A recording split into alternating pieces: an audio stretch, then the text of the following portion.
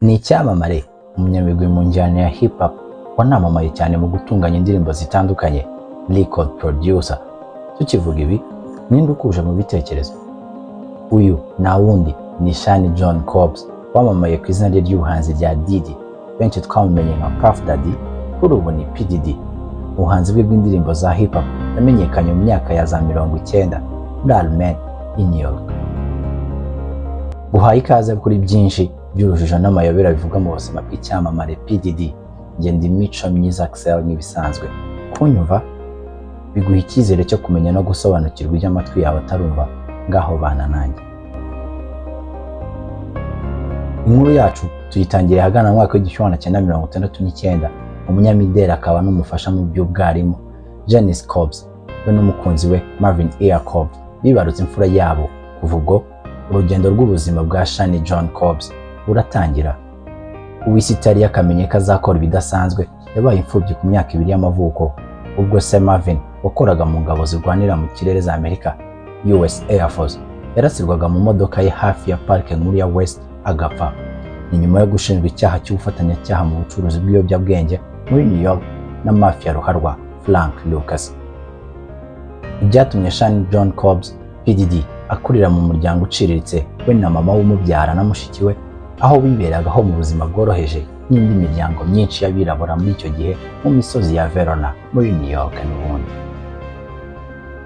Cobbs yakuriye mu myemerere gatolika, aho mu bwana bwe yakuze ari umuhereza muri kiliziya yo mu gace k'iwabo. Ibyatumye yiga akanarangiriza muri Mont Saint Michel Academy, ishuri rya kiliziya gatolika ry'abahungu gusa. Muri 1987 Cobbs yakinaga umupira w'amaguru muri iryo shuri, ndetse ikipe yegukanye igikombe. Aho ni naho havuye agahimbano k'izina Puff, kuko akiri umwana yari azwiho guceceka no gukoresha ijwi rikakaye igihe yarakaye, Huff and Puff. Cobbs yakomeje amashuri akaba n'umuhanga mu masomo ajyanye n'ubucuruzi muri kaminuza ya Howard, amasomo atarangije ariko kuko yaje guhagarika ibyo kwiga ubwo yari ageze mu mwaka wa 2. Mu mwaka wa 2014 yasubiye muri kaminuza ya Howard kugira ngo ahabwe impamyabumenyi y'ikirenga mu masomo y'ubumenyamuntu. Impamyabumenyi yambuwe muri uyu mwaka wa 2024 nyuma y'ibirego byakomeje gushinjwa kugeza kuri ubu ngubu. Urugendo rw'umuziki rwatangiye mu mwaka w'igihumbi kimwe magana cyenda 1996 ubwo yatangiye urwo rugendo ku izina rya Puff Daddy. Indirimbo ye ya mbere yise Can Nobody Hold Me Down, indirimbo yanditse amateka yo kumara ibyumweru 28 iri ku mwanya wa mbere ku rutonde rw'indirimbo 100 zikunzwe cyane Billboard Hot 100. Nyuma yaje gusohora album ye ya mbere yise No Way Out, yagiye hanze mu mwaka w'igihumbi kimwe magana cyenda 97 abifashijwemo na studio ya Bad Boys Record. Album yagize impinduka nyinshi nyuma y'urupfu rwa Notorious B.I.G. wishwe ku ya 9 Werurwe mwaka w'igihumbi kimwe magana cyenda 97. Benshi mu bahanzi ba label ye ya Bad Boys Record bagize uruhare mu kumenyekanisha album No Way Out, byatumye ikundwa cyane muri Leta Zunze Ubumwe za Amerika no hanze yaho, aho yageze ku mwanya wa mbere muri Billboard Hot 200 mu cyumweru cyayo cya mbere igisohoka, ikagera naho igurisha hafi kopi zirenga 561. Album yakozweho indirimbo 5 na I Will Be Missing You mu rwego rwo guha icyubahiro Notorious B.I.G. Iyi nayo ndirimbo ya mbere ya rap yatangiriye ku mwanya wa mbere kuri Billboard Hot 100, yagumye hejuru ku rutonde mu byumweru 11 byakurikire, kandi iza ku mwanya wa mbere ku rutonde rw'indirimbo nyinshi ku isi. Izi ndirimbo enye, Can Nobody Hold Me Down, It's All About the Benjamins, Be Around the World and The Victory, nazo zakunzwe cyane zikamwinjiriza amafaranga menshi.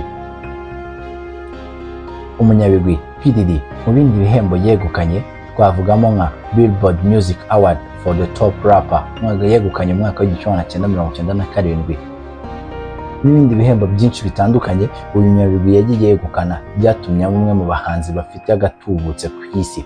Gusa inkomoko nini y'amafaranga ya Cobbs P Diddy ikomoka muri Bad Boys Record. Label ye bivuga ko yari ifite agaciro ka miliyoni 100 z'amadolari ya Amerika. Mu mwaka wa 2013 Forbes yatangaje ko umutungo wa Cobbs ufite agaciro ka miliyoni 200 z'amadolari ya Amerika. Uretse kandi kuba umunyamuziki, Shani John Cobbs Diddy muri uwo mwaka wa 2013 yinjije arenga miliyoni 450 z'amadolari binyuze mu kirango cy'imyenda yise Shani Jones. Umusaruro mbumbe w'amafaranga P Diddy yinjizaga wabarirwaga hafi muri miliyoni 100 z'amadolari y'Amerika. Gusa kuri ubu arushaho kugabanuka kubera ibirego bitandukanye akomeje kuregwa mu nkiko. Ushobora kuba nawe uri umwe muri benshi baguye mu rujijo rw'icyatumye P Diddy afunze kugeza ubu ngubu. Niba wanyuzwe n'icyegeranyo, ntiwibagirwe gukora subscribe kugira ngo tujye tubana, comment ku byo washimye cyangwa wanenze, cyangwa se icyo wifuza ko twazakoraho mu cyegeranyo cy'ubutaha. Ku wa kabiri wa tariki 17 z'ukwezi kwa 9 2024, abunganira Shani Diddy Cobbs nibwo batangarije itangazamakuru ko umukiriya wabo yatawe muri yombi muri iryo joro mu mujyi wa New York. Inyandiko y'ibirego ya federasiyo yerekanaga ko Cobbs yashinjwaga icyaha cyo gucura umugambi wo kuvana inyungu mu byaha byo gucuruza abantu no kubakoresha imibonano mpuzabitsina igamije inyungu ku ngufu. Ifatwa rya P Diddy rituruka ku iperereza rikomeje gukorwa na Minisiteri ishinzwe umutekano mu gihugu cya Amerika, nk'uko ibiro ntaramakuru by'Abanyamerika bibitangaza. Ku ya 25 Werurwe 2024, DHC Demographic and Health Survey basatse amazu ya Los Angeles na Miami ya Cobbs. Abashinjacyaha muri Leta Zunze Ubumwe za Amerika bashinja Diddy kurema uruganda rw'ubugizi bwa nabi, aho yahohoteraga, yakangaga kandi agahatira abagore n'abandi bantu babaga bari hafi ye guhaza irari rye ry'igitsina, kurinda izina rye no guhishira izo ngeso ze. Bavuga ko Diddy yakoresheje ibiyobyabwenge, izina rye n'imbaraga z'umurengera mu gukoresha abagore akabashora mu bikorwa by'imibonano mpuzabitsina mu birori byitwa freak offs, bikaba ibirori byashoboraga kumara igihe runaka ababirimo bakorerwa ibikorwa byishimisha mubiri. Mu isaka ryakozwe kandi, abashinjacyaha bavuga ko bavumbuye imbunda, amasasu n'amacupa arenga 1000 y'amavuta yifashishwa mu gikorwa cyo kubobeza imibonano mpuzabitsina. Abashinjacyaha bavuganye n'abatangabuhamya benshi bakoranye na Shani Diddy Cobbs n'abari kumuhamya kubahohotera barenga 12, kandi aracyitezwe n'abandi benshi. Mu by'ukuri bigaragara kandi ko bazaza. Kuri ubu Diddy Cobbs w'imyaka 54 afungiye muri gereza ya Metropolitan Detention Center i Brooklyn muri New York. Gereza izwiho kubamo urugomo rukabije cyane. Ibi bituma indani muri ifite ibyumba byihariye byagenewe imfungwa zidasanzwe. Bivugwa ko Shani Diddy Cobbs afungiye muri kimwe muri ibi byumba, ndetse yashyizwe ku rutonde rw'imfungwa zigomba gucungirwa hafi gato ngo atiyambura ubuzima. Nubwo abamwunganira bavuze ko nta kibazo afite cyatuma yiyahura, bavuga ko ahubwo Diddy ari indwanyi kandi yiteguye kunyura mu bimugoye no guhangana nabyo.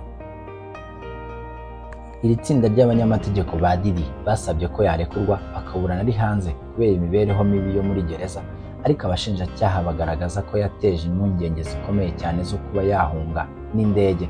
Ku nshuro ya kabiri yangirwa gufungurwa by'agateganyo. P Diddy abaye hamwe n'ibyaha aregwa ashobora gufungwa hagati y'imyaka 15 n'igifungo cya burundu. Uretse ibyaha Shani Jones Cobbs aregwa, ubundi mu by'ukuri ni bande bamurega?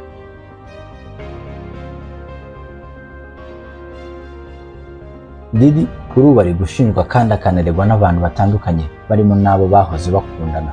Nk'uwa mbere wanatinyutse gutanga ikirego mu wahoze ari umukunzi we, Casey Ventura.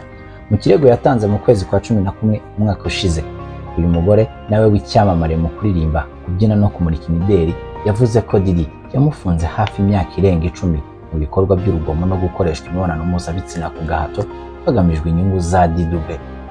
Gusa P Diddy yarahagaze yeruye ahakana ibirego. Nyuma y'umunsi umwe gusa Ventura atanze ikirego, byatangajwe ko impande zombi binyuze mu bwumvikane zemeranyije guhagarika iki kirego. Gusa abahagarariye P Diddy bavuze ko kwemera guhagarika iki kirego bitari bifite na gato aho bihuriye no kwemera ibyo P Diddy yaregwaga. Nyuma gato mu kwezi kwa 5 muri uyu mwaka, CNN nibwo yagaragaje amashusho yagaragayemo ubugome n'ubunyamaswa bw'indengakamere ubwo Diddy yakubitaga Casey Ventura mu mashusho yafashwe na kamera zo muri hotel mu mwaka wa 2016. Ihohoterwa Casey yavuzeho birambuye mu kiganiro cye cya reality show. Nyuma y'uko amashusho agiye hagaragara, Diddy yemeye kandi yicuza icyo gikorwa. Mu butumwa bw'amashusho yanyujije ku rukuta rwe rwa Instagram, yavuze ko ababajwe n'ibyo yakoze. Ati, imyifatire yanjye muri iyi video ntabwo ari iyo kwihanganirwa. Abandi bantu barenga 11 barimo n'umugabo umwe nibo bamaze gutanga ibirego bashinja Diddy kubahohotera. Uyu mugore uhagarariwe mu mategeko na Joseph Siakson yavuze ko yahuye na Diddy bwa mbere mu mwaka wa 2020. Avuga ko babonanye hagati ya 2021 na 2022 aho ikipe ifasha uyu mugabo ariyo yapangaga uko bagombaga kuba bari kumwe mu rugo iwe i Los Angeles, i New York, i Miami n'ahandi hatandukanye. Avuga ko bakoreshaga imvugo isesereza kugira ngo yemere kuba ari kumwe n'uyu mugabo. Avuga ko abashoferi bajyaga iwe bagiye kumufata ngo bamushyire Diddy, bituma asigara nta mahitamo yo kubyanga afite. Avuga ko Diddy yamuhaga inzoga kugira ngo yemere ko baryamana. Akavuga ko muri Mata 2022 uyu mugabo yamusambanyije ku gahato iwe mu rugo i Los Angeles. Yavuze ko yagize kandi ihungabana, ubukene, ibikomere ku mubiri inyuma, ndetse akaba avuga ko yifuza impozamarira nubwo muri 2022 ubwo yari yasuye Diddy. Avuga ko yatewe inda na Diddy, ndetse umwe mu bantu ba hafi ukorana n'uyu muhanzi agatangira kujya amuhamagara amutoteza amusaba gukuramo inda, ariko kubw'amahirwe make iza kuvamo. Bamwe bati amafaranga ni byose kuko akora byose. Abakurambere b'iwacu i Rwanda bagize bati ntagahora gahanze. Ibya PDD nibyo gutegwa amaso.